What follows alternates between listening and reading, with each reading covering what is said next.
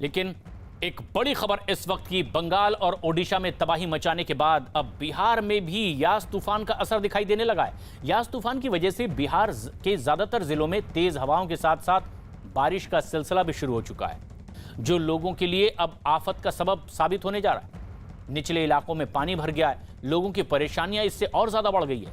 कई जगहों पर बारिश की वजह से किसानों की फसल भी बुरी तरह से बर्बाद हुई है।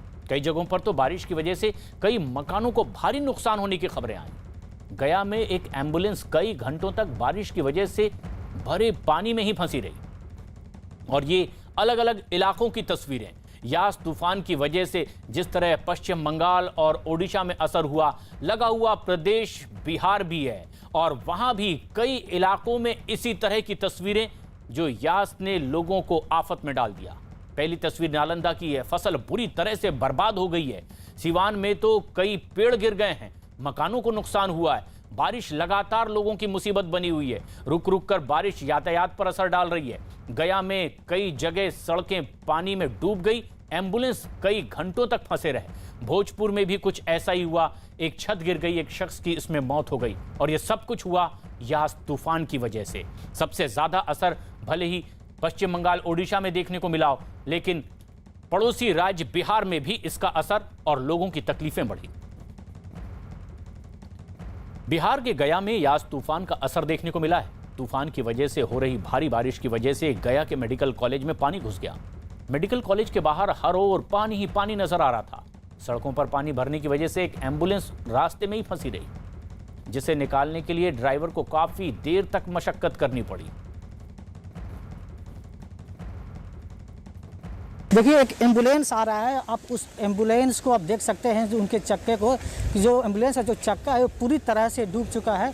और यहाँ पर जो कोविड जो केंद्र बनाया गया है, सेंटर बनाया गया है, वहाँ ये पहुँच रहा है। आप देखिए कितना पानी है यहाँ पर, आप देख सकते हैं। बहुत दिक्कत हो रहा है सर। इतना पानी में कभी हेले हैं हम, पहला बार हेल रहे हैं पानी में इतना दिन। हमको तो डर लगता है सर, पानी में गाड़ी बंद नहीं हो जाए। मेरा टेम्पू ले लेना था तो टेम्पू बंद हो जाएगा, और कुछ होगा। इतना रिक्सी खेल रहे हैं, बताइए। चक्रवाती तूफान यास को लेकर गया जिले में भी काफ़ी अलर्ट देखा जा रहा है। लगातार यहाँ 24 घंटे से लगातार बारिश हो रही है और सबसे ज़्यादा असर आप देख सकते हैं कि गया शहर में कई जगहों पर जलमग्न की स्थिति हो गई है। और अभी जो हम मौजूद है गया के अनुग्रह नारायण मगध मेडिकल अस्पताल में, और ये ठीक जगह पर आपको दिखा रहे हैं कि ये MCH ब्लॉक है, जहाँ पर कोविड-19 का ये केंद्र बनाया गया है। यहाँ पर कई लोग जो हैं, जो कोविड के जो पॉजिटिव मरीज़ है, वो भर्ती हैं। लेकिन आसपास के जो यहाँ पर लोग आते हैं, जैसे कि गाड़ी हो गया, ऑटो हो गया, या फिर जो एम्बुलेंस है, उसे यहाँ पर आने के लिए काफ़ी दिक्कत हो रहा है। आप देख सकते हैं कि इस रास्ते में जो पानी है वो काफ़ी ज़्यादा यहाँ पर भरा हुआ है और कई वार्डों में भी पानी घुस चुका है। कुछ यहाँ पर लोग हैं जो ऑटो चालक है, यहाँ पर आए थे भर्ती मरीज़ को ले आने के लिए, उनको भी काफ़ी परेशानी हो रही है। इनसे हम बात करते हैं। आपको कितना दिक्कत हो रहा है? किस भैया, हम अगर पार करते हैं तो मेरा इंजन डूब जाएगा, और इसके बाद इतना पानी है कि इंजन डूब जाएगा। हम 1 घंटा से करीब यहाँ खड़ा है कि अब पानी खत्म होगा, अब खत्म होगा, जाएंगे, लेकिन पानी को कोई निकास इसका नहीं है। ना तो इसका कोई प्रशासन का ध्यान है, और ना तो कोई मेडिकल वाले जो हॉस्पिटल वाले हैं, किसी को ध्यान नहीं है।